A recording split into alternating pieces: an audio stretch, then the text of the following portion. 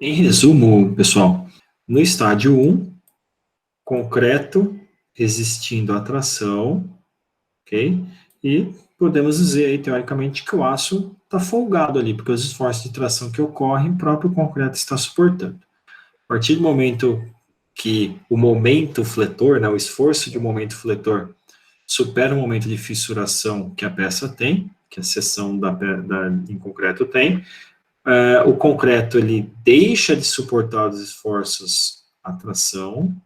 Por quê? Porque ele fissurou. Tá? Ele teve uma deformação definitiva, ou seja, a fissura seria a deformação de tração no concreto. Podemos definir assim. E aí quem passa a suportar esses esforços basicamente no caso agora, o aço. Por isso que a gente pode dizer que o estádio 1B é como se fosse uma zona de transição, onde o concreto deixa de suportar os esforços de tração e o aço passa a suportar esses esforços de tração. No estádio 2, agora, o concreto tracionado é completamente desprezado. Observem que nem existe reação no concreto de tração, né? RCT, reação no concreto de tração. E com isso, quem está suportando esses esforços é basicamente o aço. Tá? Basicamente não, né? Completamente. Lembrando que o concreto na região superior da peça ainda é comprimido. E na região, e no estádio 3 agora, onde a gente tem aquela porção de concreto que passa a ter o esmagamento, ou seja, plastificando, e o aço ainda suportando os esforços de tração atuante na face inferior. Quando começa a existir essa situação onde a peça está trabalhando de modo plastificado, ou seja, o concreto começou a plastificar, perceba que a linha neutra tem uma certa alteração aqui, olha só. Anteriormente, nos outros estádios, a gente estava falando que a linha neutra ela a uma certa profundidade. Quando teve a condição de esmagamento, ou seja, de plastificação do concreto comprimido, essa linha neutra ela teve aqui, olha só, uma mudança de posição. Por que X? X é a posição da linha neutra. Bom? Então, em resumo, né, olha só, o concreto armado, aquela questão de concreto mais ácido, mais aderência que a gente já falou.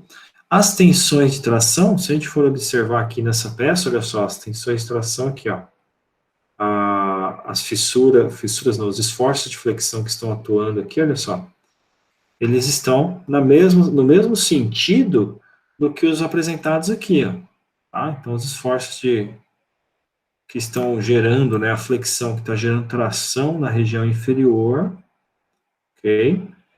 Só que lembre-se, na face inferior, para esse carregamento aqui, uma viga bem apoiada, e para esse tipo de carregamento, na face inferior eu tenho tração.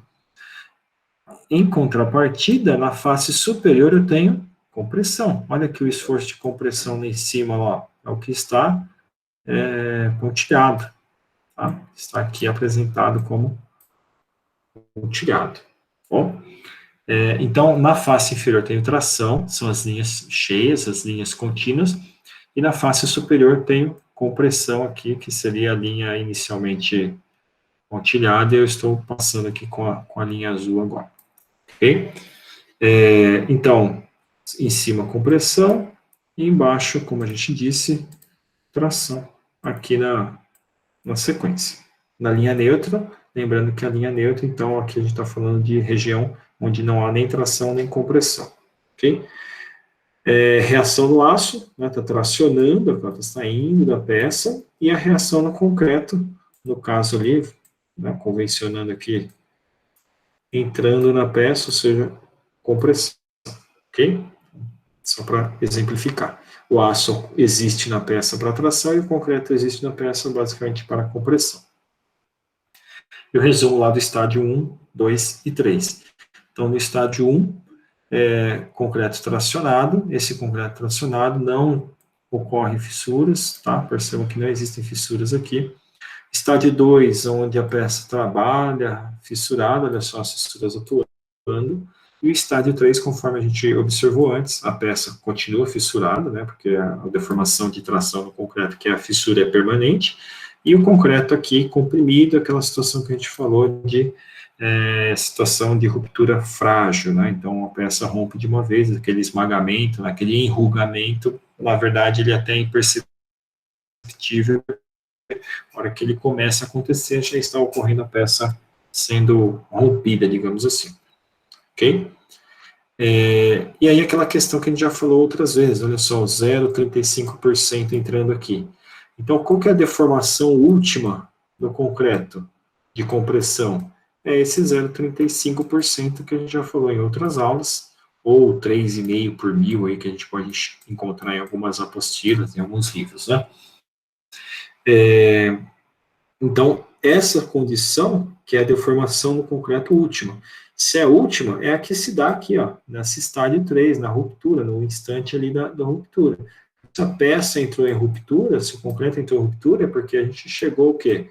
Na deformação última do concreto. Se a gente estivesse observando com relação ao aço, lembram qual que é a deformação última no aço? Nesse caso, nós estaríamos falando aí de 1%, tá? Só que lembrando que essa deformação última no concreto, ela é de compressão. E a deformação última no aço, ela é a deformação de alongamento, né? Então, é em função da tração. Enquanto aqui em cima a gente está falando de deformação última por compressão, por encurtamento, aqui embaixo a gente está falando de deformação em função da tração, ou seja, alongamento da peça. Ok?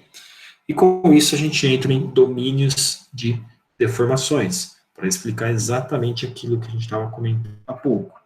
Então, no caso, nessa condição aqui, o εcu, basicamente estamos falando do 0,35%, ou 3,5 por mil, né, como a gente falou que existe aí, encontrado em algumas apostilas, em alguns materiais didáticos, né? Se você observar, a deformação de alongamento no aço aqui, ó, 10 por mil, ou, como eu disse há pouco, 1%, mesma coisa. Okay? Então, para explicar esse gráfico relacionado aos domínios de deformações, que é um conceito bastante importante para se compreender o funcionamento das estruturas de concreto, no eixo zero aqui, né, digamos aqui o eixo de origem, né, no eixo zero aqui, perceba que para a direita a gente está falando de encurtamento, ou seja, seria o esforço atuando por compressão. Para a esquerda a gente está falando de alongamento, né, em função aí da tração que existe na peça, tá? É só uma convenção para explicar o diagrama. Para a direita, encurtamento, para a esquerda, alongamento. Bom, a gente vai voltar para a apostila do professor Paulo Sérgio ali, para a gente poder visualizar outras condições. Okay?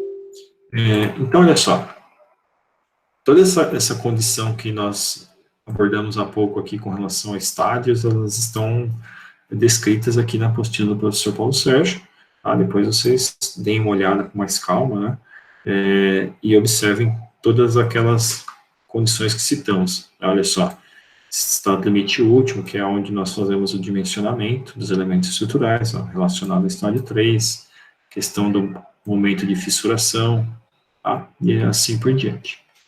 E os domínios de deformações, né, esse diagrama que está aqui na apostila é o mesmo que está ali na apresentação, no slide, inclusive é o mesmo que se encontra na norma 6118, tá? Então, o diagrama é o mesmo que a gente tem lá na nossa NBR, relacionado ao projeto de estruturas de concreto armado, tá bom? Então, olha só, dentre as hipóteses básicas admitidas, está que o estado limite último é caracterizado quando a distribuição das deformações na seção transversal, ou seja, na viga ou na laje, por exemplo, ou até mesmo no pilar, pertencer a um dos domínios.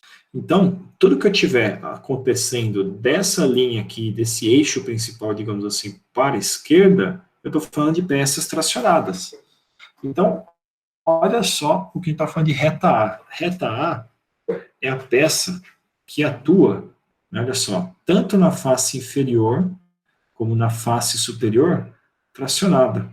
Você consegue imaginar um elemento que trabalhe de tanto numa face como na outra face, completamente tracionados, é relativamente tranquilo de observar isso. Como assim? Se eu for pensar, por exemplo, uma peça que eu tenha basicamente, se eu estou falando de um elemento desse tipo aqui. E aí esse elemento, que seja uma viga, ou, no caso, o nome até outro que nós vamos chamar, eu aplico um esforço desse tipo, para cá e para lá. Esse esforço aqui está fazendo com que a peça trabalhe completamente tracionada. Não existe carregamento transversal, tá? Então, esse carregamento aqui em cima, por exemplo, ele não ocorre, tá? Então, esquece esse carregamento transversal ao eixo principal aqui da peça, tá? A gente está falando somente mesmo de carregamento axial. O que é o carregamento axial? O carregamento atuando aqui no eixo da peça, ou no eixo, ou no caso, na seção longitudinal da peça, ao longo da seção longitudinal. Então, isso aqui gera uma tração. E elementos que estão tracionados, a gente está falando basicamente de tirantes, tá? Então, tirantes. Tá? Então, esses tirantes são elementos que atuam basicamente tracionados, não existe força de compressão nele. Tá? Então, se você for traçar, por exemplo, o diagrama de esforços solicitantes, nesse caso aqui, no diagrama de esforços solicitantes, você só vai ter força normal, tá? Só vai ter força normal atuando aqui, e essa força normal atuando aqui, se a gente for condicionar aqui para cima, é tração, né? Aqui zero, né? Zero, para cima é tração. O positivo aqui, tração. Só vai ter tração. Agora, se eu for pensar em momento fletor, aqui nesse caso aqui não tem momento fletor. A tração está ocorrendo exatamente no eixo da peça. Então, automaticamente, só existe tração. Não tem compressão, não tem flexão, não tem compressão, só existe tração. Então, essa condição aqui que a gente está falando é o que a gente chama, então, de reta A. Ok? Essa reta A é a que está aqui, ó. Tanto a face inferior da peça como a face superior da peça estão tracionadas. Olha só, elas estão do lado esquerdo aqui do diagrama, à esquerda, onde só tem alongamento atuando. Ok? Agora, se eu mudar um pouco o elemento, como assim mudar o elemento, né? Se eu estou falando de um tirante, como eu disse, se eu mudar esse elemento e for pensar basicamente aqui uma outra peça, e aí essa outra peça, agora eu tenho uma outra condição atuando nessa peça, vejamos, por exemplo, nessa situação aqui agora, eu tenho ainda a tração ocorrendo, só que a tração, vamos imaginar aqui que a tração não está mais apontada, não está mais colocada no eixo da peça.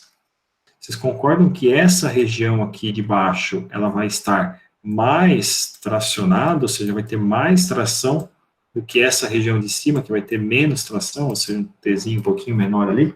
A fibra que existe aqui embaixo, ela vai sofrer o quê, basicamente? Ela vai sofrer uma quantidade de tração maior do que lá em cima, ok?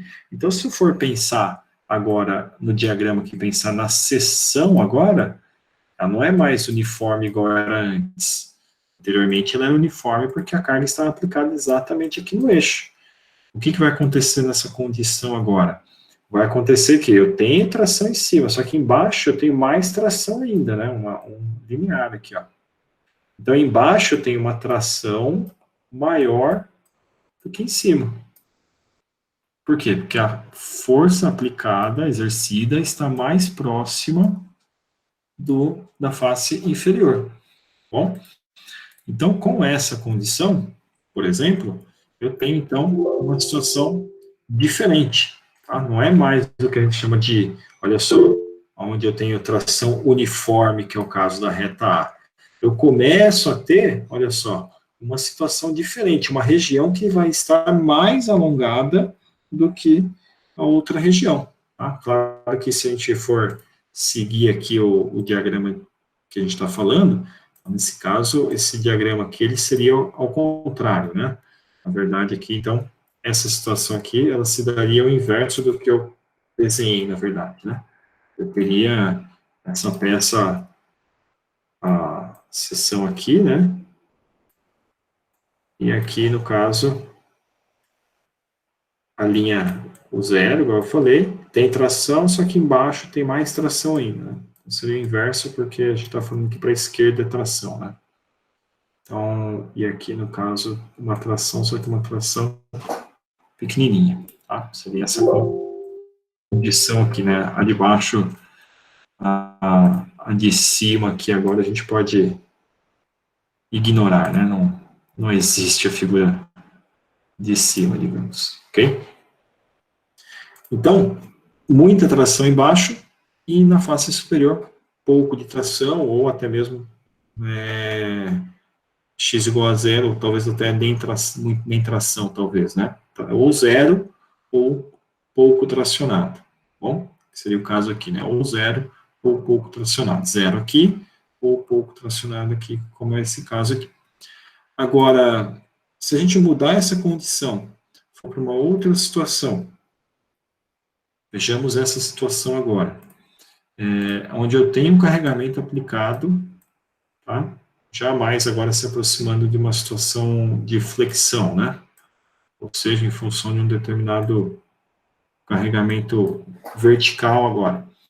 Então, nessa situação aqui, começa a ter esforço de flexão. E aí, nessa condição de esforço de flexão, a gente passa a ter, agora, aqui nesse caso do domínio 2, a gente já deixa de ter a região superior, a face superior comprimida, tracionada, e passa a ter ela comprimida. Então, existe aqui um ponto, um cruzamento, que é a linha neutra, ou seja, é onde eu tenho muita tração, e aí, que é a face de baixo, olha só, a face inferior da peça tem muita tração, em função aqui dessa flexão, né? E aí, conforme eu vou subindo ao longo da seção, eu tenho muita tração, menos tração, menos tração, menos tração, pouca tração, zero tração. Aí começa compressão, mais compressão e uma maior parte que o pico relacionado à compressão. Então, isso é o que vai acontecer em uma seção, basicamente, aí de vigas e lajes, tá? Que é o que acaba acontecendo no domínio 2. Então, se a gente for resumir a questão do domínio A eu estou falando de tirantes. Tirantes onde a carga de tração é aplicada, a força de tração é aplicada no CG da peça, no eixo da peça, igual aquela primeira condição. Domínio 1 é a tração, é a força sendo aplicada fora do CG da peça, ou seja, eu tenho agora uma excentricidade. Isso faz com que um lado da peça, o lado inferior, nesse caso aqui, tem mais tração do que o lado superior por conta dessa excentricidade. E o domínio 2 já não se trata mais de tirante, eu estou falando basicamente agora de vigas ou lajes. Tá? Enquanto no domínio reta A e no domínio 1 eu estou falando de tirantes, basicamente, tá? Um exemplo de elementos que atuam na reta A, que atuam no domínio 1, seriam tirantes. E um exemplo de elemento que atua, por exemplo, no domínio 2, são lajes e vigas. Eu tenho um momento atuando, esse momento gera compressão em cima e tração embaixo, ok? Importante para a gente observar aqui nessa situação. O que acontece no domínio 1 e no domínio 2, aquilo que falávamos há pouco. Na reta A tração é uniforme, ou seja, embaixo e em cima são iguais. Então, reta A, máxima em cima, máxima embaixo. Domínio 1, tração máxima embaixo e em cima. Em cima ela pode ser ou máxima ou zero. Do máximo que ela aguenta até chegar a zero, que é onde ela não estaria tracionada. Tá? Mas jamais comprimida, tá? No domínio 1, jamais a peça está comprimida. Ela sai de zero ou ela alonga. Sai de zero para a esquerda, ou seja, ela alonga. Qual que é o máximo que a gente falou? Aquele 1% de deformação na barra ao longo das armaduras, tá? Agora, o domínio 2 é aquela situação que falamos. O aço, ele está ao máximo, eu tenho muita tração lá embaixo. Só que ele sai daqui, e aí o concreto comprimido. O concreto pode estar folgado zero até o máximo de compressão, que é esse εcu, ou seja, 0,35%, quando a gente está falando de concreto até FCK 50. tá? Então, é onde a gente tem o domínio 2 atuando aqui. O concreto sai de, perdão, o aço sai aqui do 10 por mil, ou seja, 1% que é o máximo, e o concreto ele vai variar. Então, essa condição aqui, que é onde eu tenho viga, ou seja, o concreto comprimido de 0 ao máximo que ele aguenta, e o aço tracionado ao máximo. Olha só essa reta aqui, ó. Vou até colocar em outra cor aqui. Essa reta aqui, pois opa. Exatamente essa reta que está aqui na diagonal, ela representa o quê? Ela representa saindo do ponto máximo de alongamento e vai até o ponto máximo de encurtamento, ó, o ponto A e o ponto B. Então, se eu dimensionar uma peça que passa exatamente pelo ponto A na tração lá embaixo e na compressão lá em cima, no ponto B, eu estou dimensionando essa peça, teoricamente, no caso para lajes e vigas, né, e mais precisamente para vigas, no melhor que eu poderia do aproveitamento dos materiais, porque eu tenho um aproveitamento máximo do aço aqui embaixo, ou seja, 1%, e um aproveitamento máximo do concreto com relação à compressão máxima que ele aguenta, que é 0,35%. Então, teoricamente, qual é a zona ótima de dimensionamento? É essa reta entre o domínio 2 e o domínio 3, tá? Que é onde eu dimensionaria o aço para o máximo e o concreto lá em cima, à direita, encurtado, para o máximo que ele suporta. Olha só, no domínio 2, ocorrem os casos de solicitação de flexão simples, aqui ó, flexão simples, é essa figura aqui, porque está dizendo assim, ou esse caso, ou esse segundo caso, ou esse terceiro caso. O terceiro caso é flexão simples. Tração ou compressão com grande excentricidade. Então, se eu tiver essa situação aqui, imagina que eu tenho uma tração aplicada com grande excentricidade a partir do CG da peça. Essa situação, sim, pode gerar isso, ó, uma tração embaixo e uma compressão lá na face de cima, tá? Então, o que acontece? Para eu chegar a ter a compressão na face oposta, eu teria que ter uma tração aplicada numa excentricidade tão grande a partir de um ponto fora da peça até, né? Uma excentricidade tamanha onde provavelmente essa força estaria aplicada fora dessa peça.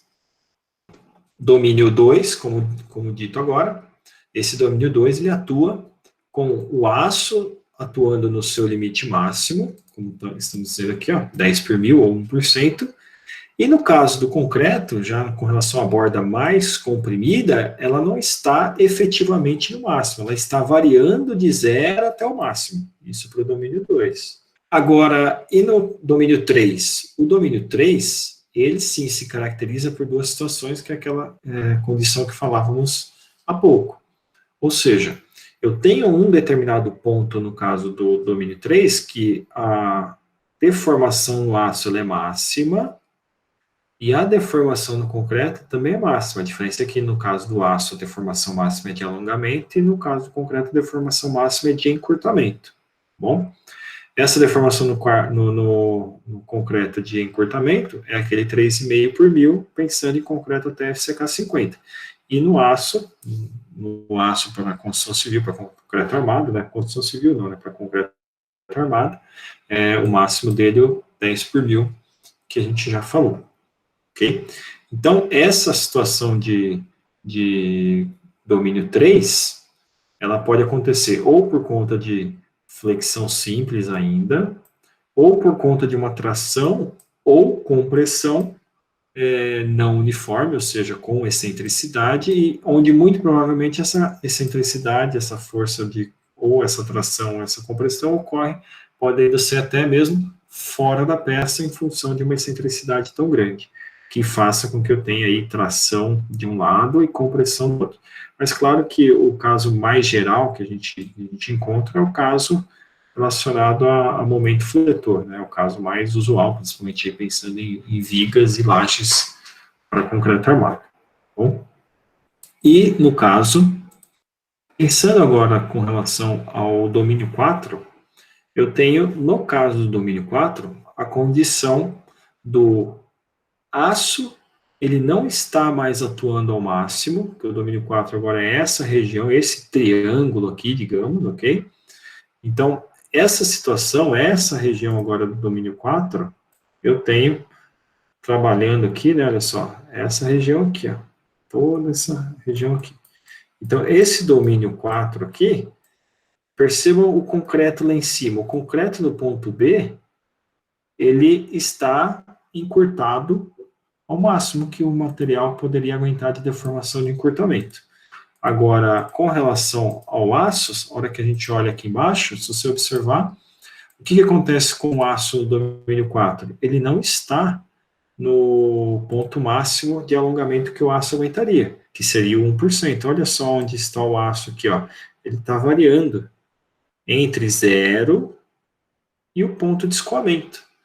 O que acontece? Se o aço está variando de 0 até o início de escoamento, se eu pensar lá atrás no diagrama de tensão de formação do aço, o que acontece? Eu estou falando que o aço ele não está funcionando basicamente a tudo que ele poderia me permitir. Eu poderia dizer que ele está trabalhando até mesmo na região elástica, por exemplo, que eu aplico uma carga, ele carrega, eu tiro a carga e ele volta a zero.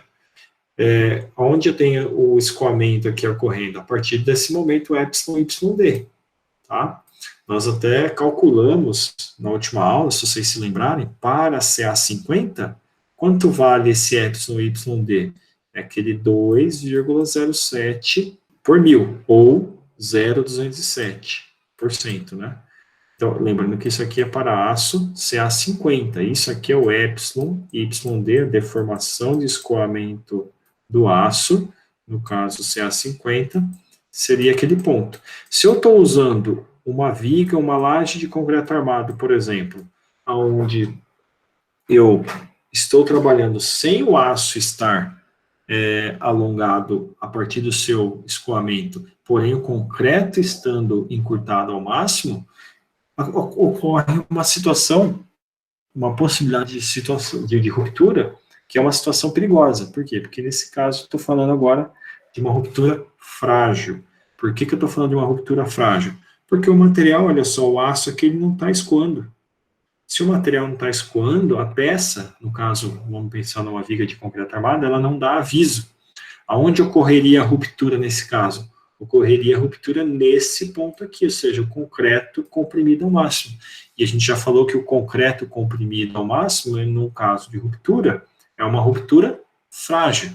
Nesse caso, ruptura frágil é o que daria o maior problema para a gente, porque não teria aviso, a ruptura se dá de modo repentino, brusco, e, consequentemente, não daria tempo de evacuar o local, de fazer com que as pessoas saíssem do local a tempo de uma catástrofe, né? Então, essa é a condição. Eu tenho que evitar o dimensionamento do domínio 4. Quando a gente for tratar de dimensionamento de vigas, efetivamente, a gente vai fazer isso, ou seja, vai evitar, existem algumas condições de norma que fazem com que a gente não trabalhe no domínio 4 para evitar essa situação perigosa, que é o concreto comprimido ao máximo, o aço sem trabalhar, sem escoar, sem dar aviso, o que é uma situação perigosa, ok? Então, o domínio 4 se caracteriza por essa condição, tá? Então, aqui na apostila do professor Paulo Sérgio, a hora que a gente observa isso, seria o quê? Seria uma condição de compressão excêntrica ou também uma flexão, também flexão simples. Só que, no caso, a caracterização do domínio 4 seria uma compressão com grande excentricidade, porque a compressão teria que estar bem fora aqui, para eu ter muita compressão nessa região, e embaixo aqui, praticamente pouquíssima tração. Essa tração aqui é tão pequena que nem existe escoamento, né? O escoamento, ele nem ocorre. Se vocês observarem, aqui no domínio 3, a gente estava falando do material sair do escoamento e ir até o máximo dele, ou seja, estou aproveitando o material para o que ele serve. Agora aqui não, aqui eu tenho um aço lá e ele está trabalhando longe do máximo que ele poderia me oferecer. Essa é a caracterização do domínio 4. Tá? Então, é o encurtamento no último do concreto e o aço folgado, sem estar escoando. E no caso do domínio 4A, como a gente falou, a mesma coisa, compressão com pouca excentricidade. Então, se eu tenho pouca excentricidade, no caso, um pilar, digamos, que ele tem uma determinada carga, mas o carregamento se dá deslocado do eixo do CG, então eu posso ter esse tipo de situação, ou seja, de um lado aqui muita compressão, e do outro lado pouca compressão, ou até nada no caso. Se eu aumento um pouco mais a excentricidade, ou essa compressão não é tão uniforme, ela é distribuída de modo irregular na seção, um lado vai estar muito mais carregado que o outro. E no caso da reta B, a compressão é exatamente no eixo, a peça inteira está carregada com o mesmo carregamento.